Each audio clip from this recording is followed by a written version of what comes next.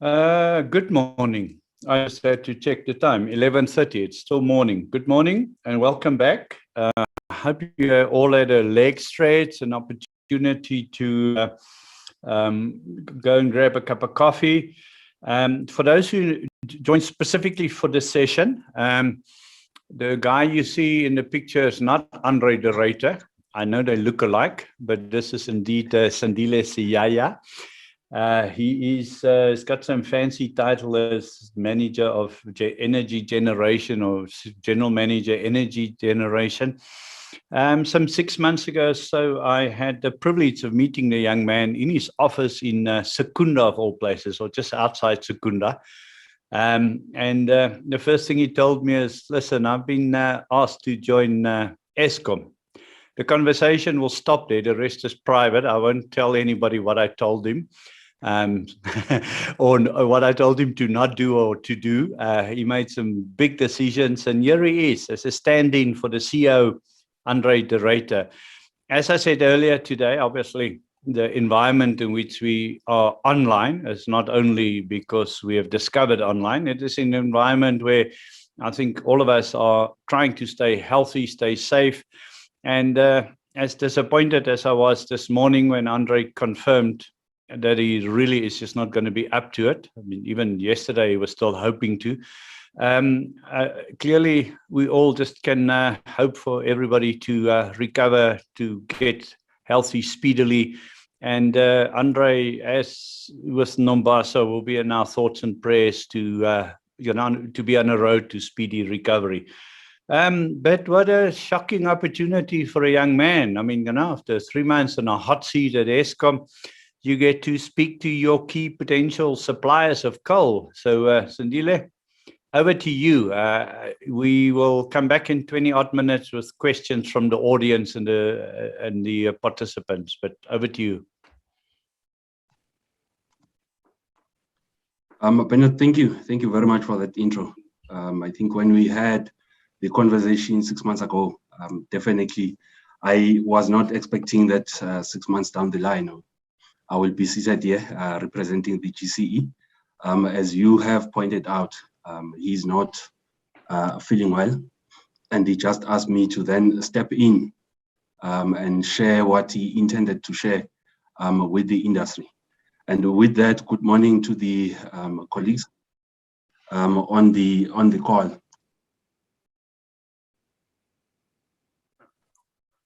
Just click one more time on the presentation mode so that we see. That's perfect. Now, thank you. Please proceed, Sandile. Thank you. Thank you. As I was saying that, as you have correctly shared as well, André is not feeling well, and he just asked me to then step in and share with the coal mining industry and the colleagues online what we as Eskom foresee as our role in this exciting and challenged industry of ours, which is coal mining. So I will be going through the presentation that André had intended to share with you. And to kickstart the conversation, I think I will first look at the current challenges that we as Eskom are currently facing, which obviously impact our future moving forward. The first one, as you will be aware and appreciative of the fact that we are challenged when it comes to the environmental challenges. And with Eskom as well, given that more than 80% of the power that you generate comes from the coal-fired power station, we are no different, but we are facing the same challenges that you are also facing. And if we look at that, in terms of the power stations that we are running, in order for us to be able to comply to the regulations and the legislation, we actually need over 300 billion rands to ensure that we modify our power stations to be able to meet the environmental legislation. But over and above that, we also have the water scarcity challenges that we are faced with, given that we use about 270 million liters of water in a year. The second challenge that we are facing is a challenge of access to finance, which links to the first point that I just made around the environmental challenges. And most of the financiers out there are actually moving away from funding coal given that it's deemed as not so clean energy. And most of them are moving towards greener or financing greener energy. And also, if we look at the carbon border tax adjustments impacting the exports and the trade domestic carbon tax impact. The next challenge that we are facing is the changes in the macro environment impacting the electricity industry. The 100 megawatt decision, which was recently announced by our president, will definitely reduce the Eskom revenue base, but also provide opportunities for Eskom in that we have to be innovative as well in order for us to be able to, one, remain relevant and ensure that we still play a significant role in the electricity industry. The other one is the coal shortage over the medium term. We have seen this in the recent past, where we were impacted in terms of the medium term. And obviously with that coal shortage, we also experienced the high cost related to procuring coal on the short term or short to medium term. In terms of the issues that we have to address in the immediate future, in order for us to remain sustainable, to the future. The first one is maybe starting by reflecting in terms of where we are. And some of the key challenges that I just spoken about, I will also be repeating them. First one being the coal cost escalations. If you look at the escalations that we are currently experiencing, is that they are above the inflation, and obviously that is not sustainable. And as a business, we need to ensure that we do certain things to ensure that we still remain relevant and we reduce our costs. Secondly is the coal quality and the coal quantity challenges that we are seeing, and that also impacts on our output in terms of the megawatts that we are generating. Thirdly is the aging coal fleet and the environmental compliance. Given what I started with, if you look at the average age of our power stations, we are currently sitting at about 41 years, and it is an old technology. And given the new environmental legislations and the regulations, we obviously are a challenge in terms of that, and we need to do some things differently.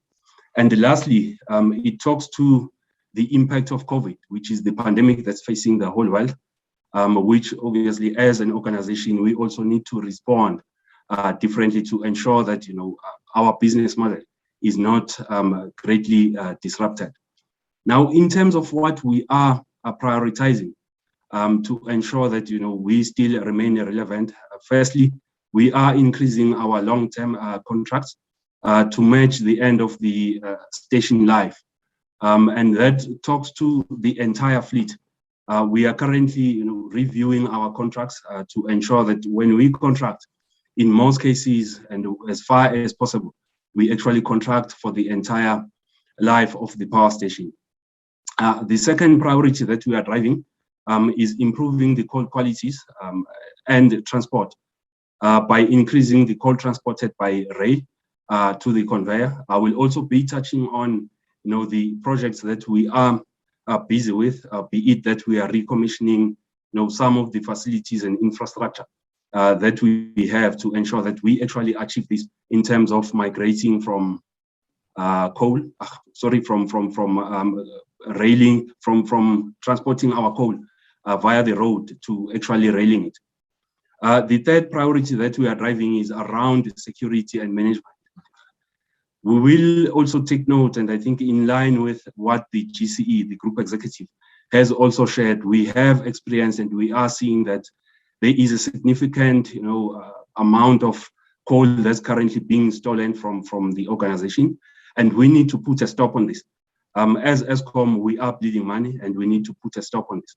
So what we are focusing on is, one, the security around the way bridges, and it is pleasing to also announce that in the last couple of months, about 3 months, we have actually seen 2 arrests in one of our power stations where we picked up that people were actually stealing coal from us. So with that in mind, what is it that then we are doing in preparing for the imminent transition? Firstly, we need to look at the ways of beneficiating coal to reduce the emissions and improve the air quality. And I will also be talking and touching briefly on the projects that we have embarked on, and provide a bit of updates in terms of how far we are with those projects that we are driving to ensure that we reduce the emissions. And we will be engaging with our suppliers to look at optimizing our coal quality and capital expenditure for environmental compliance. So in terms of the projects that we are currently looking at, one is the XRT, the X-ray screening technology to improve coal quality, where in just a brief detail and description of what this project is all about, we will be installing these that will pick up the sulfur content in our coal. And if we are picking up that the coal that we have on our belts has got high sulfur content, it will then, through the air jets, blow the coal away so that we don't feed it into the power station and we don't burn it. The second project that we are looking at in terms of addressing the challenges that we are facing is the ICT, the Inland Coal Terminal. And we want to improve our coal qualities through the blending and homogenizing while supporting the emerging coal miners. And what we are looking at here is to have, similar to the coal terminal that we have, but have it inland, where we will transport our coal, it converges there, and we homogenize and then dispatch it into the different power stations. And we are also exploring the clean coal technologies, which we are doing in collaboration with the Council of Geosciences, and we will be piloting this at Majuba Power Station. So if we then reflect into the future, how we see the future as Eskom, and how are we preparing ourselves to ensure that we get into that future without major challenges. The first one, Eskom has developed the JET strategy to prepare for the future, which I will share briefly as well, what JET is. We are also working together with the international DFIs to mitigate impacts across the coal value chain to ensure that just transition is just. We also don't disadvantage those that are doing business with us and also the communities around us. And to that effect, Komati has then been prioritized as our flagship site.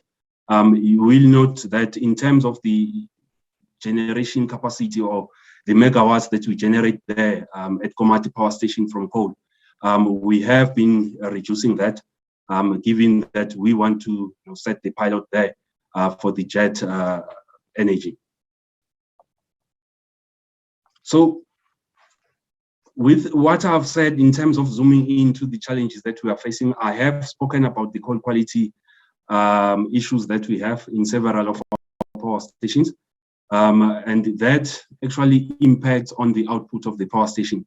But it also makes the challenge that we have worse in that, the emissions that we see there as a result of coal qualities, we tend to go above the allowable emission levels. And we are putting projects in place to ensure that, we control the coal qualities that we get from different mines. And we actually end up conforming to the environmental legislations. We also have got a challenge with regards to the aging coal power station fleet. And as indicated earlier, the average age that we are currently looking at with regards to our power stations is about 41 years. And the technology that we also have there is old technology. And hence, we need to ensure that we transform our business and ensure that we reduce the emissions by focusing on those. We are also looking at the rising coal mining costs in terms of how do we ensure that what I've detailed is what we see year on year as being the coal mining cost escalations. We reduce that to be in line with the inflation and influence the export price on the domestic market. We also are looking at increasing we also have got the challenge with the increased pressure from local communities with regards to localization of Eskom goods and services to procurement. And also part of the challenges we are facing is competition from the export market for Eskom grade coal. Given that if you look at the export market, you will take appreciation that, if you look at the price has increased over the last couple of months, and that has posed challenges for us in ensuring that we get the supply that we need at Eskom. And lastly, is the lack of new mining investment. Again, given what was highlighted earlier around investors preferring to invest more on the greener energy. So if I take a couple of minutes maybe to reflect on what has been the impact of COVID on our business as Eskom. One, the closure of the non-essential businesses to lockdown in the earlier part or mid part of last year reduced the national demand for electricity. And there was indeed a negative impact on Eskom.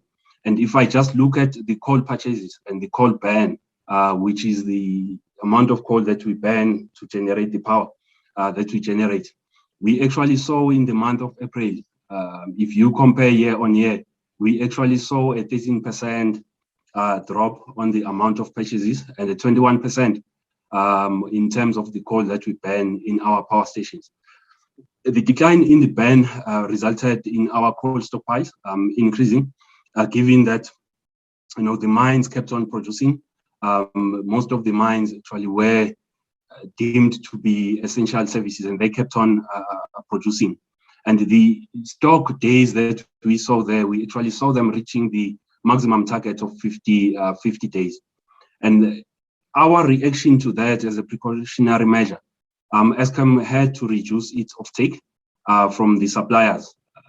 These steps were necessary to mitigate the risk posed by the reduced demand and the risk and rising stockpile. And with all that being said, Eskom still continues to monitor the country's economic activities and short and medium term coal needs. And when we pick up any challenges, we respond accordingly to ensure that we still have or we still meet the demand in power. If I look at our coal strategy, what then underpins our coal strategy moving into the future? One, Eskom has committed itself to invest on the cost plus mines and also contract extensions of the contracts to match the remaining useful life of the power station, mainly on the cost plus mines.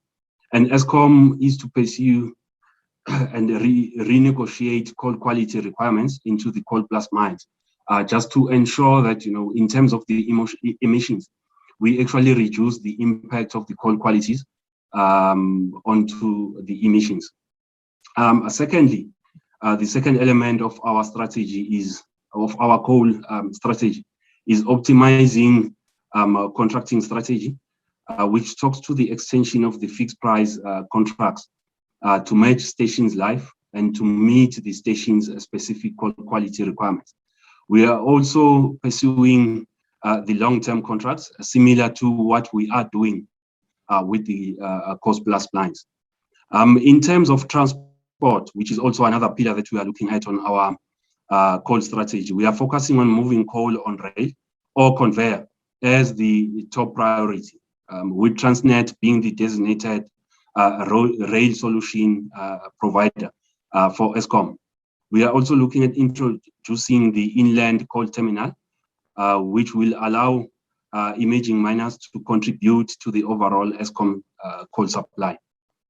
And the last pillar that we are looking at in terms of our coal strategy is on the coal quality and security. We are focusing on the coal quality initiatives. We've got quite a number of initiatives on the pipeline to ensure that we deliver on our commitment in terms of the coal qualities. And we are doing this, colleagues, to ensure that we reduce, the impact of the emissions. And Eskom has also engaged, the services of relevant law enforcement agencies to ensure that, we do deliver the coal qualities that we are contracted or we contract with the suppliers. And as said earlier, thus far we have been able to make 2 arrests related to coal theft from our power stations. And we do anticipate with the work that the law enforcement agencies are doing that there will be more arrests that will be made in the near future. And underpinning this, Eskom still is in full support of the country's mining charter and its transformation objectives. We are committed to supporting the development of the emerging miners. So as much as we are investing mainly on the cost plus mines, but we are also driving, the support to the emerging miners.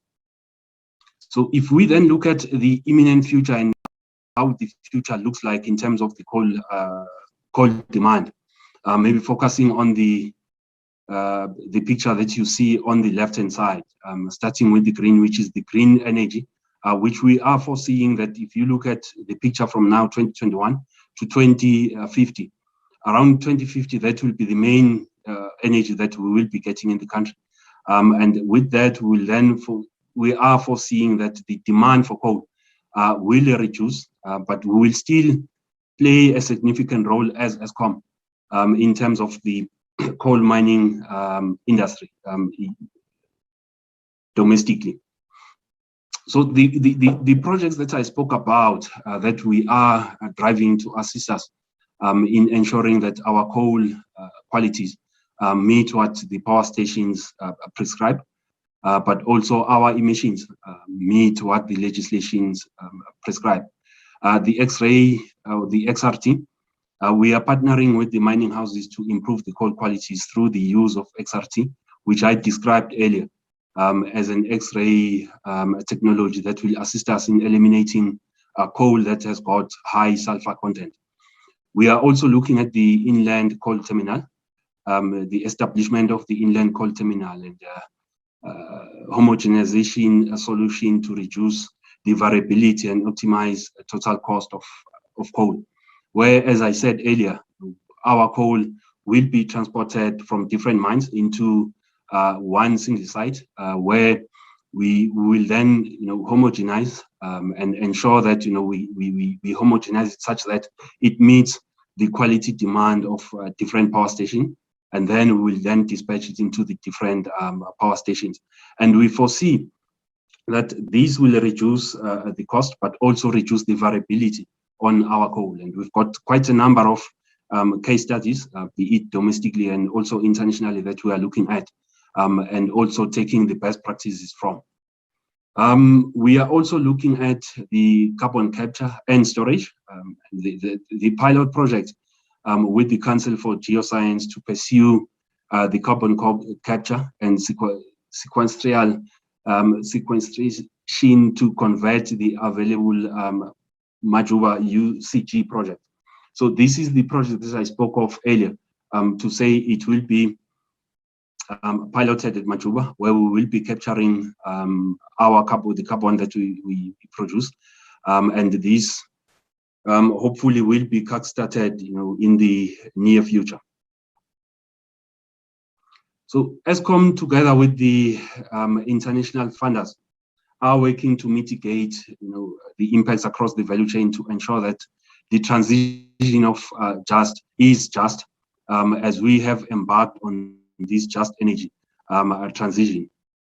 So firstly, what we are looking at is the socio-economic impact studies conducted at the 3 of our oldest power stations, being Komati, Grootvlei, and Hendrina, to assess the impact of the planned shutdown on local and regional economies, just to ensure that we don't leave the communities around us disadvantaged.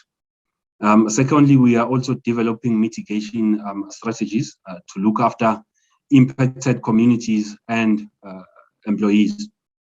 And we are also developing an implementation plan to implement, to look at the different options that we will be implementing. And I will also, I think it's a slide after this one, also share with you, so what have we picked up, that will assist us to mitigate against this. So the 3 power stations that I've spoken on, in terms of Komati, that power station is earmarked to be shut this year, and will then be embarking on the jet journey with that power station for financial year 2022. And Grootvlei, we are looking at 2024, and for Hendrina, it's 2026.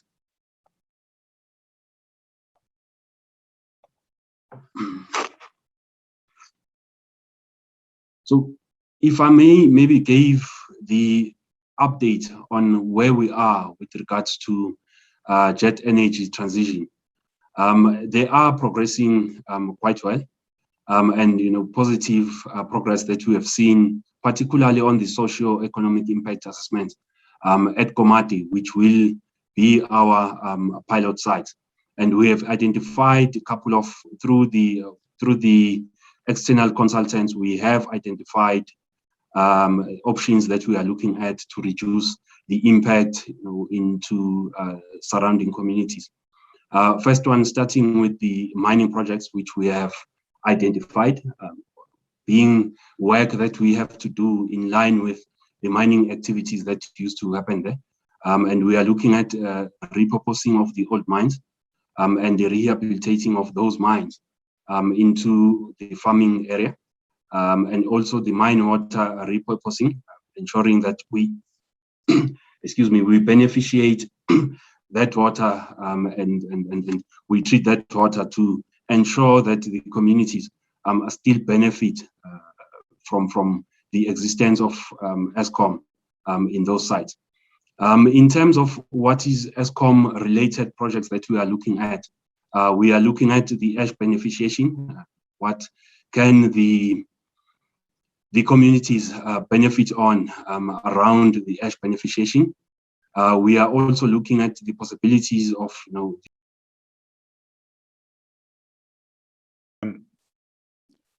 perhaps you can pull your screen down a little bit. You were almost electronically masked, but we could see your eyes and your glasses all the time. So thank you very much for that. I'm glad you are giving me 30 seconds back for Q&A, because as you can expect, you work for a company that is topical and people have got lots of questions. So good luck with that. I must say, if I was a CEO of a company and I didn't feel up to it and I asked somebody at short notice to stand in and he did this job, I would think I can now retire. My job is done. The next generation's ready. Well done. I really think those good slides, you put a very good narrative to it, and it was very clear. Obviously, these slides are available, so we will make it available afterwards as well. Sandile, Lisa Stein asked about how much coal is being stolen. For how long has this been going on? I was also taken aback. I didn't know it was a big thing. So is this a big thing? How much is being stolen, and for how long has this been the case? Yeah. So in terms of quantifying it, Bernard, that might be a bit of a challenge, because what we have picked up is that there are criminal collusion also involving some of our employees, where all indications would be that coal is being delivered into our power stations. But when we zoom in, we realize that it's actually not being delivered. And that was the case with the 2 arrests that we have made. So we are in a process of quantifying, how much of a challenge do we have with this? And what we mainly see is that most of coal theft actually comes from the coal that we transport via trucks. Given that a conveyor belt is fixed, it cannot, go anywhere except, putting coal into that conveyor belt, and it will end up in the power stations. Same goes for the coal that we rail. We are not seeing any coal theft. Our challenge is on, coal that we transporting via trucks. And so the inland, what do you call it, inland terminal, obviously will also address that. Two questions around that. Where will it be? Will it be a single one or will there be a couple? And isn't this going to really upset the trucking mafia? I mean, aren't you scratching a hornet's nest by going there? How do you see that play out? So if you look at our mining footprint, one, you will appreciate that around Mpumalanga mainly, we've got mines scattered all across Mpumalanga. So should we end up with the ICT project being implemented, we still foresee that the trucks will still play a significant role in that they will have to transport our coal into the ICT facility. And from there on, it can then either, depending on the site, it can either be conveyed into the power stations or it can be railed into the power station. So there will still be an opportunity for truckers. In terms of the position and the location of the ICT, we have recently just started with the feasibility study, and we will be looking at the number of options. We have not really firmed up on the exact position of or location of the ICT and whether it's going to be one ICT or number of ICTs based on regions. And once we have finalized the feasibility study, we'll then take a decision based on the outcome. Okay, so the next question is from Professor Rosemary Falcon. So this is an exam question for 500 marks. You can say yes, no, or I'll defer this to André. So Rosemary asks, is Eskom considering trying out circulating fluidized bed for one of the power stations, as it would be more efficient, lower CO2, and would not be necessary to check coal qualities or beneficiate coal for such technology? Also, SOX and NOx can be captured in bed, all far more cost effective. So Far East and India are going for this. Why not Eskom? For 500 marks. So be brief, brother. Indeed, André, sorry, Bernard, it sounds like an exam question. And if you may allow me on the multiple choice that you gave me, I will select a C there. And the request that I defer this question to André, who's in a better position to respond to it. I fully appreciate that. That is understandable.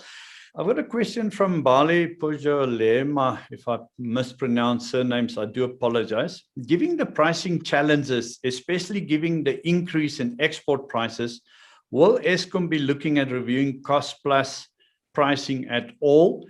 And then also a question from Bongani. Kumalo speaks to what are the next steps in concluding coal supply agreements? Are you securing enough supply for the future? What are the next steps? So can you talk to the supply side? I think it is within your domain as energy supply manager or a coal supply manager. Sandile, you have frozen on my screen. I'm not sure whether you are. Bernard, thank you. There are a bit, breaks. I think I had the first question. Second question, I was. Okay. So, guys, whilst we get Sandile to rejoin, we've run into a little problem. So I want to put to the audience a yes or no question. So if the AV desk can facilitate the standard yes or no question, what I want to put to the audience in the time that Sandile rejoin us is where we are now in the middle of winter. A week or so ago, we had some limited load shedding. So we all live Eskom as customers. But from a coal mining perspective, do we think Eskom is taking steps towards being a sustainable consumer of coal and a generator of electricity? So my question is, right where we are now, as this audience, do we believe that Eskom is taking the right steps towards sustainability? And I'm not defining sustainability. You can define it for yourself in the process. So let's test the audience on the question.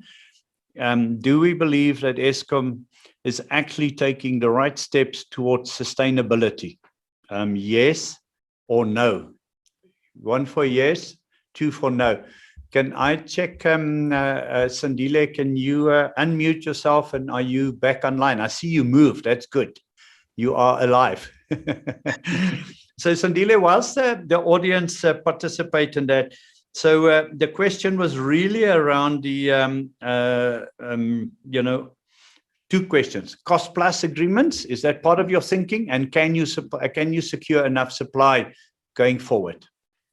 So as highlighted earlier on the presentation, in terms of our focus and what we view as our strategy, in terms of the coal supply strategy, is the main focus is definitely being put on the cost plus mines and the long-term contracts.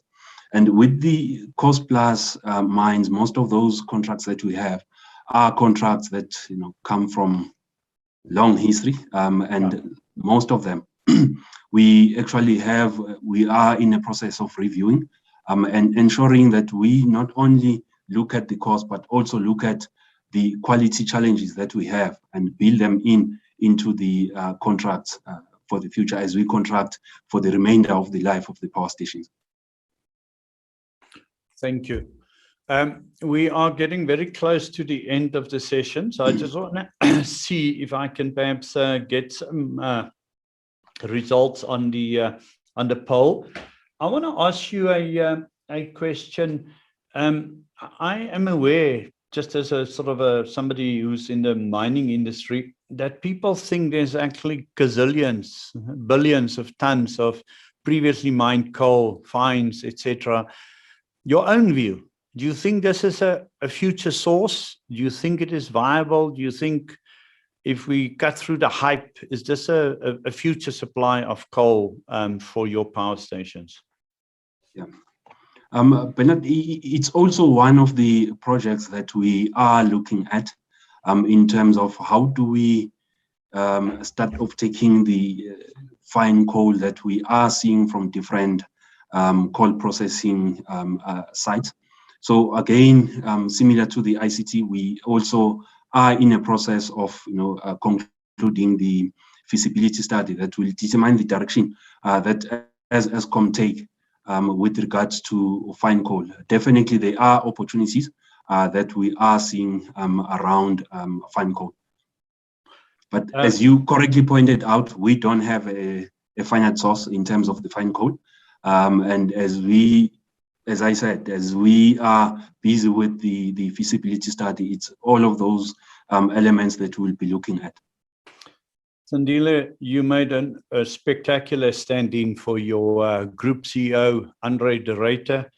58% of the audience believes Eskom are taking some significant steps towards sustainability. Obviously, this is a biased audience. We are coal miners and we are in the coal mining industry. But I think from where you sit, as somebody who needs to interact with this very supply side, you can take some comfort and take a good message back to your team members. Thank you very much for the stand-in and job extremely well done. Really appreciate it. Thank you. Thank you for allowing me the opportunity. Thank you.